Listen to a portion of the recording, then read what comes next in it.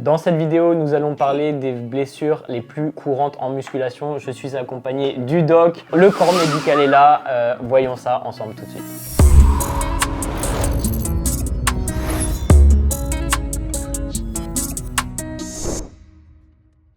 Bonjour à tous, vous êtes sur Fitness Logic. Pour ceux qui ne me connaissent pas encore, je m'appelle Nevin, je suis coach et cofondateur de la formation Bayesian France. Et sur cette chaîne, je vous aide à comprendre comment votre corps fonctionne réellement pour vous éviter toute frustration et vous permettre d'atteindre vos objectifs physiques et psychiques. Et aujourd'hui, j'ai le plaisir d'être accompagné par le doc, aka Paul Mathieu. Et on va parler des blessures les plus récurrentes en musculation. Moi, tout le monde me connaît, hein, donc c'est ça. Peut-être que sur ta propre chaîne, les gens ne te connaissent pas, mais tu vois.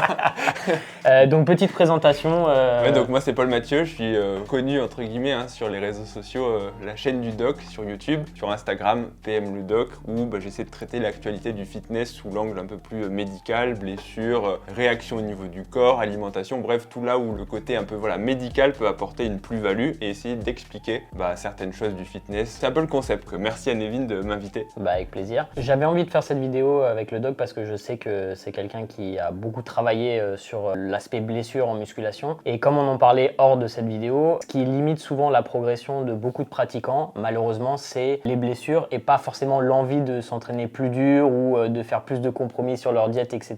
Ouais. Mais vraiment le fait de ne pas pouvoir parce qu'ils sont limités physiquement ou potentiellement mentalement via les blessures ou ce qu'on leur a dit qui allait être limitant dans leur pratique. Est-ce que c'est quelque chose dont tu es aussi conscient et que tu vois pas mal et quels seraient d'après toi les trucs qui sont les plus courants en fait en salle de sport? Clairement, juste pour rebondir un petit peu sur l'introduction, c'est vrai qu'au début quand on commence la musculation, on est à fond sur comment est-ce que je vais optimiser mon entraînement pour soulever plus lourd, pour m'alimenter mieux, pour prendre du muscle. Et ça marche un certain temps, et puis quand on commence à avoir quelques années d'expérience, en fait on se rend compte que très souvent, ce qui va vraiment limiter la progression, c'est pas tellement la surcharge progressive, parce que ça en fait, quand on commence un cycle de progression, un cycle de force, quand on le fait correctement, les charges vont monter. Ouais. Mais très souvent, à un moment, il va y avoir parfois une douleur, une petite blessure, quelque chose qui fait que justement on se dit en fait j'aurais pu continuer, mais en fait mon corps il m'a dit stop. Et avec les années d'entraînement, avec l'âge qui avance, parce que quand on commence à être tout jeune, on se blesse un petit peu plus facilement parce qu'on est plus fragile que quand on a 18-20 ans, virtuellement.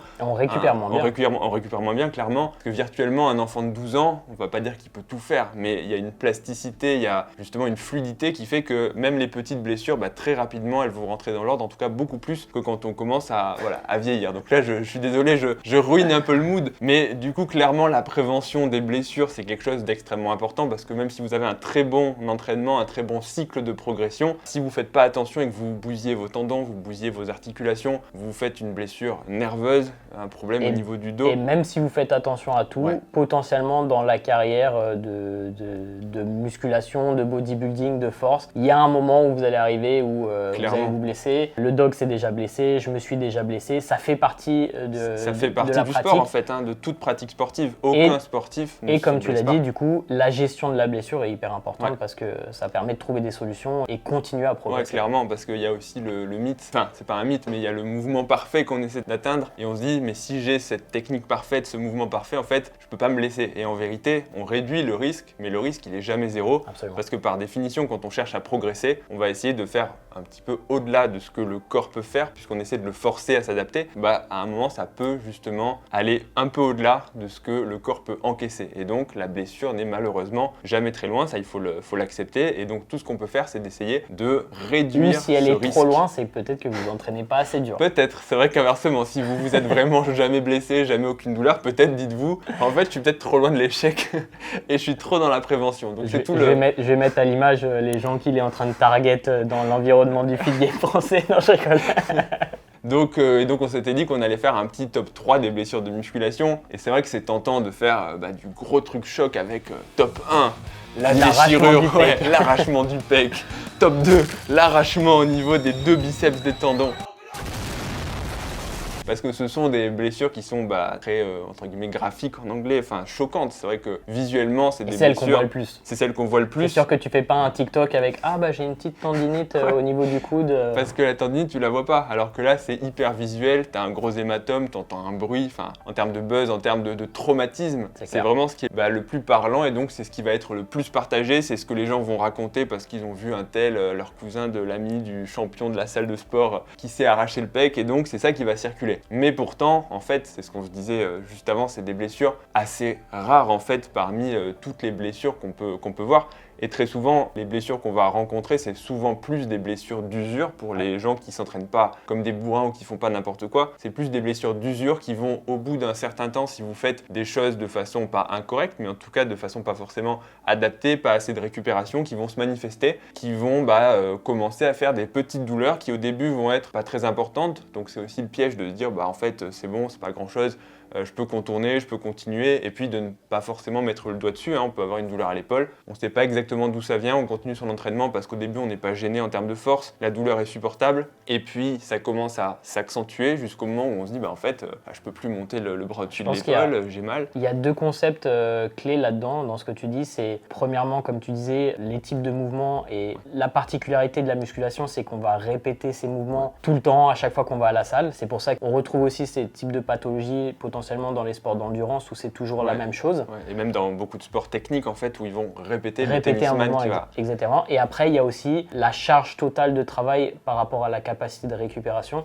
Et là quand tu essayes de progresser, d'en faire plus de volume, plus d'entraînement, etc. Parfois il y a d'autres choses qui vont réduire ta capacité de récupération si tu dors pas suffisamment pendant des longues périodes de temps, si tu as trop de stress, si tu travailles trop, et qui va faire potentiellement là tu vas commencer à avoir des douleurs alors que si ta récupération était bien, tu l'aurais pas. Tu le fais aussi qu'on est un sport avec une charge additionnelle. Au final, absolument. Quand tu prends un footballeur, un tennisman, c'est des mouvements répétés, mais il n'y a pas de charge qui vient appuyer sur ton articulation. Il y a d'autres contraintes, il y a l'accélération, l'énergie cinétique, mais en musculation, si tu fais un mouvement inadapté avec une charge qui vient justement appuyer, elle peut forcer un petit peu ton articulation, même pas forcément de beaucoup, mais de 2-3 mm avec une tension. Mais avec le temps... Avec le temps, voilà, c'est ça qui va progressivement user tes structures. Donc en fait, le top des blessures, on va essayer de faire des blessures quand même relativement fréquentes, mais qui vont être un peu moins, on va dire, choquantes, un peu moins visuelles que ça. La première blessure, moi, dont je voulais parler, parce que je pense que c'est intéressant et qu'il y a aussi en ce moment la mode de tout ce qui va être entraînement du cou. Soyez plus viril, entraînez votre cou,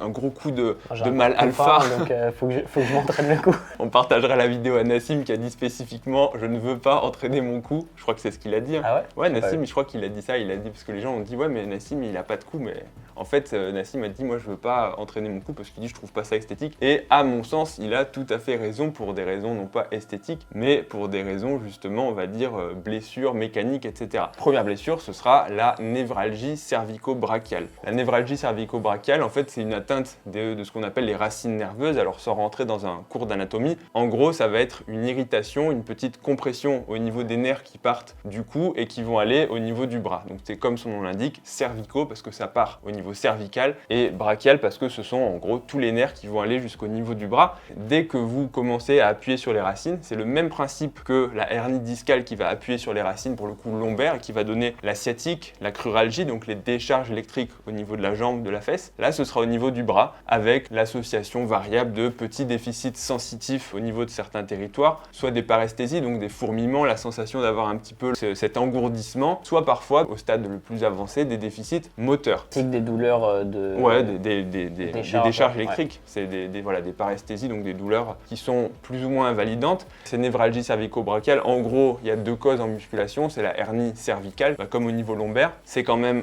relativement rare puisque en musculation, à part certaines personnes prédisposées qui pourraient se faire mal avec une barre qui va justement, un peu comme la hernie lombaire, il faut qu'il y ait une pression sur les disques avec un mouvement de flexion qui va faire sortir le disque, mais au niveau cervical, il y a beaucoup moins de pression qu'au niveau lombaire. La seule chose qui peut faire ça globalement, c'est d'avoir une barre chargée au niveau de la nuque. J'ai déjà vu aussi sur un développé militaire. Ah ouais? Ouais. Ah ouais? Comme quoi, dès que tu fais de la flexion... mauvais positionnement. En fait, dès que tu fais de la flexion, cou en avant, en forçant un petit peu, mais on va dire que c'est très rare. Mais par contre, ce qui peut se voir de façon un peu plus fréquente, c'est quand même tout ce qui va être arthrose au niveau justement des orifices de sortie des racines nerveuses. La vieillesse encore. Ouais, la vieillesse, là c'est bon, les mecs disent l'arthrose, ok, c'est bon, j'ai 18, 20, 25 ans, même 30 ans. Détrompez-vous, l'arthrose ça peut commencer beaucoup plus tôt, notamment, comme on le disait, si on fait des mouvements répétés avec des charges additionnelles, des mouvements qui vont commencer à frotter sur les articulations. Et donc l'entraînement du cou, c'est un sujet qui fait quand même à mon sens, beaucoup de débats. Mais clairement, plus vous allez faire des mouvements de flexion, des mouvements de rotation de façon répétée, prolongée dans le temps et avec des charges additionnelles, et plus vous risquez en fait d'abîmer ces articulations. Et donc quand vous allez générer de l'arthrose, mais dans l'idée, imaginez qu'il y a qu'on appelle des ostéophytes, c'est des proliférations osseuses au niveau de la sortie des nerfs. Et ces proliférations osseuses, parfois, elles peuvent comprimer. Et donc ça, vous pouvez les générer en fait en faisant cet entraînement du cou. Ça sera intéressant d'ailleurs de nous dire dans les commentaires si vous entraînez le cou ou Ouais. pas,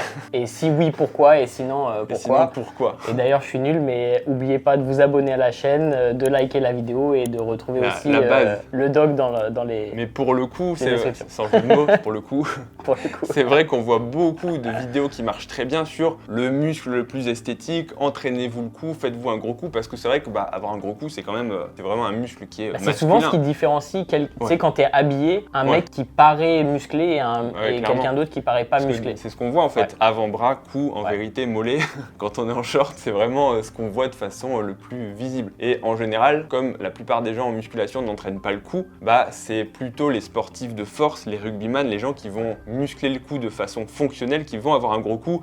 C'est pour ça qu'on associe un gros cou en fait à un muscle entre guillemets, un gabarit fonctionnel, un mec qui peut vraiment, un mec qui peut vraiment te prendre et t'étriper. Et l'autre chose, c'est que le cou, c'est quand même un endroit très vulnérable parce qu'il y a beaucoup d'endroits entre guillemets vitaux. Et donc, si tu as un cou tout fin, instinctivement, tu as l'impression que tu peux te faire briser facilement. Alors que si tu as un cou hyper épais, tu te dis le mec, je vais pas aller le chercher parce qu'il va me briser quoi. C'est ça. Donc, pour revenir à l'entraînement du cou, c'est vrai qu'il y a donc tout le débat. Et moi, à titre personnel, je déconseille. Enfin, je dis pas que vous pouvez pas l'entraîner avec des séries légères, éventuellement longues. Mais en tout cas, clairement, je conseillerais pas d'abuser du travail du cou parce que le cou il peut quand même se développer avec des mouvements polyarticulaires, notamment soulevé de terre, trapèze. Tout ce qui va travailler le trapèze haut va augmenter cette impression de largeur de cou de face. C'est vrai qu'après tout ce qui est devant ce sera pas forcément entraîné.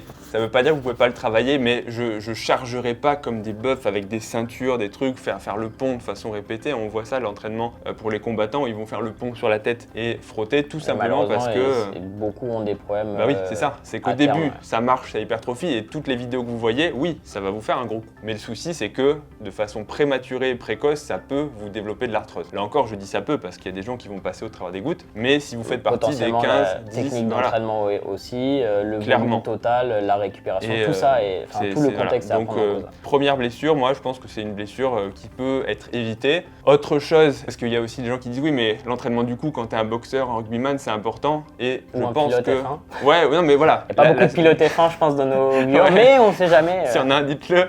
Et l'autre chose, voilà, c'est que pour le coup, je pense que si vous avez besoin d'avoir un cou musclé, c'est la seule raison qui justifie pour le plan fonctionnel de muscler votre cou. Là, le travail en isométrique est aussi intéressant. Ouais, tu vois, par exemple, tu vois souvent des pilotes de course faire des espèces d'isométrie avec un ballon contre le mur et se tenir comme ça et résister, tu vois.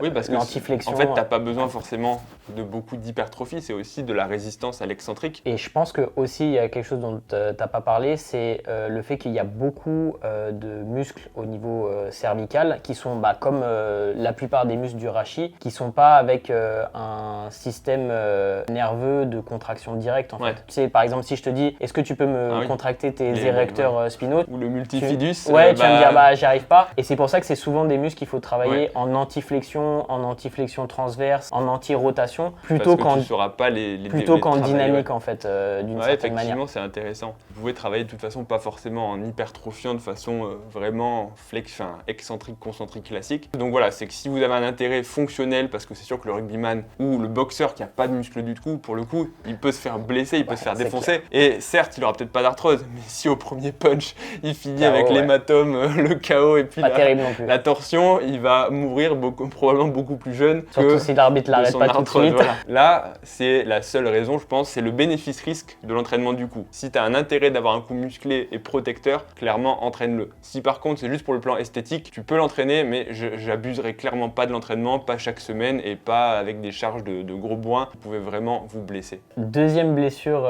qu'on voit souvent en salle de sport et dont tu avais envie de parler aujourd'hui. Alors mon top 2, ma deuxième blessure, ce serait la tendinite du long biceps. Parce que souvent on entend des tendinites du biceps, mais la particularité de la tendinite du long biceps, c'est que très souvent en fait elle est mal diagnostiquée par la plupart des gens qui vont penser qu'ils ont un problème au niveau de l'épaule. Parce que le biceps anatomiquement il s'attache donc au niveau du coude et au niveau de l'omoplate en passant par la gouttière, donc au niveau justement au-dessus de l'humérus. Donc c'est pour ça qu'il s'appelle long biceps, parce qu'il a un trajet un petit peu plus long. Et quand il y a une tendinite au niveau de ce long biceps, eh bien les douleurs peuvent être au niveau de l'épaule et notamment dans des mouvements de flexion donc de l'épaule. Quand vous allez lever le bras au-dessus de la tête, donc très facilement on peut penser que c'est l'épaule le problème, alors qu'en vérité c'est le vrai biceps. qu'on oublie que le long biceps est aussi moteur de la flexion d'épaule. C'est pas le principal, mais il participe de par son anatomie et donc ça donne des douleurs. C'est un muscle biarticulaire. Ouais, c'est exactement ça et donc ça donne des douleurs localisées à l'épaule et donc la plupart des gens peuvent avoir des douleurs d'épaule, penser que c'est l'épaule le problème et puis on entend souvent la tendinite du deltoïde, ce qui est en fait quelque chose qui n'existe pour le coup, qui n'existe pas, on peut le dire. C'est exceptionnel la tendinite du deltoïde, souvent c'est la coiffe des rotateurs, souvent c'est le long biceps. Et donc en fait, tant qu'on ne fait pas le diagnostic, on ne va pas forcément penser que c'est le curl le problème. Vous allez continuer de solliciter le biceps. Peut-être que c'est même pas le curl, mais c'est juste que le curl va mettre une charge supplémentaire sur le biceps. Et c'est vrai que le problème de l'épaule, c'est que c'est une articulation qui est assez complexe. Elle est très mobile par rapport à la hanche. C'est moins structurellement stable. Mais la pour aller dans les 3 dimensions, c'est ça. justement. Mais la stabilité va plus découler des muscles qui permettent de maintenir la tête humérale contre le socle scapulaire. Et du coup, vu qu'il y a beaucoup de muscles, il y a potentiellement beaucoup de problèmes potentiels. Beaucoup de causes aux douleurs. Exactement. En fait. Si vous avez des douleurs d'épaule, ne vous dites pas forcément, notamment élévation antérieure, tout ce qui va être relevé, voire même parfois au curl, vous vous dites je mets mon bras en arrière, je mets mon bras au-dessus de la tête, ça me fait mal, je dois avoir un problème d'épaule. Parfois, potentiellement, c'est pas le cas. Des fly aussi ou des choses comme ça. Tout ce qui va en fait étirer le tendon du long biceps ou le faire un petit peu frotter au niveau de la gouttière, au niveau de la tête de l'humérus. On parle de la partie dynamique du long biceps, mais il est aussi d'une certaine manière stabilisateur au niveau antérieur, dans le sens où il va permettre de maintenir en fait encore une fois cette tête humérale, de ne pas avoir cette translation vers l'avant parce qu'il passe justement devant et qu'il n'y a pas beaucoup de choses qui permettent de maintenir en fait cette tête humérale en place. Et aussi peut-être au niveau de la dépression d'une certaine manière, parce qu'il n'y a pas grand chose qui passe au-dessus et qui vous permet de maintenir la tête humérale en place et qui peut-être est la bonne transition vers la troisième blessure dont tu avais envie de parler, qui était le conflit sous-acromial. Ah oui, le conflit sous-acromial. Effectivement, c'était la troisième blessure. Donc le conflit sous-acromial, ça va être, pour repartir sur le plan anatomique, il y a une gouttière entre l'acromion, et qui est au niveau de l'épaule, c'est juste le prolongement de la clavicule, au niveau de l'omoplate. Donc l'acromion, c'est le petit relief au-dessus de l'omoplate, et la tête humérale est donc dans cet espace qui fait, on va dire, 15 à 20 mm. Le souci, c'est qu'il y a des structures qui vont passer, des structures tendineuses. Ces structures tendineuses, si cet espace est réduit, elles peuvent là aussi frotter dès que vous avez des mouvements au-dessus de la tête, certains mouvements qui vont contribuer à rétrécir cet espace. Parce que, comme a dit Nevin, l'humérus, c'est quelque chose de relativement mobile dans sa cavité. Donc parfois, on peut avoir la tête humérale un peu plus haut, un peu plus en arrière, un peu plus devant, selon certaines positions. Selon aussi la position de l'omoplate, puisque donc c'est la tête humérale dans sa cavité qui est au niveau de l'omoplate. Et donc selon la position, quand vous allez faire une rétraction, une avancée, une élévation, l'omoplate est très mobile en fait, même si on ne le voit pas parce qu'elle est derrière, vous pouvez contribuer à réduire cet espace. Le souci, c'est que certaines personnes vont avoir un espace anatomiquement un peu plus petit et certains mouvements justement vont contribuer à faire soit de l'inflammation, soit des micro-traumatismes au niveau des structures qui vont passer là et contribuer à des douleurs. Comme on disait, parce qu'on a parlé un petit peu avant la vidéo, c'est super intéressant parce que le consensus scientifique a un petit peu évolué par rapport au au conflit sous-acromial parce que c'est quelque chose qu'on voit souvent dans le sens des problèmes de la coiffe des rotateurs. Parce que souvent, quand on a un problème de la coiffe des rotateurs, on parle de conflit sous-acromial et ce problème d'espace, etc. Et on s'est rendu compte que chez certaines personnes où on venait justement parfois raboter l'acromion pour créer mécaniquement plus d'espace, il n'y avait pas forcément des améliorations. Et aussi sur les imageries, les IRM et les ultrasons, on voyait aussi souvent que là où le tendon était abîmé, c'était pas forcément le tendon qui était en contact avec l'acromion, mais en dessous est plutôt le contact entre la tête humérale et le tendon avec une dégénérescence qui venait en dessous. Ouais. Même si on parle de conflit sous-acromial, il y a une évolution un petit peu sur le fait de qu'est-ce qui serait responsable vraiment de cette problématique et de cette dégénérescence. Le problème reste le même dans le sens où les gens ont mal, les gens ont des arrachements tendineux, etc. Clairement. Ça revient aussi au fait de ce dont on parlait tout à l'heure, le fait que l'épaule soit mobile. Et du coup, si vous avez des problèmes, par exemple, votre scapula ne bouge pas très bien parce que vous avez un problème de mobilité, que vous êtes un petit peu trop vers l'avant et que votre rachis thoracique... plutôt posturaux-fonctionnels en termes de mobilité de l'omoplate. Et du coup, si une omoplate ne bouge pas bien, vous perdez beaucoup de mobilité au niveau de votre bras. Si vous forcez dans ces positions, potentiellement, vous allez créer beaucoup de contraintes dans cet environnement sous-acromial avec toute la coiffe des rotateurs. Et je pense que ça peut créer des problèmes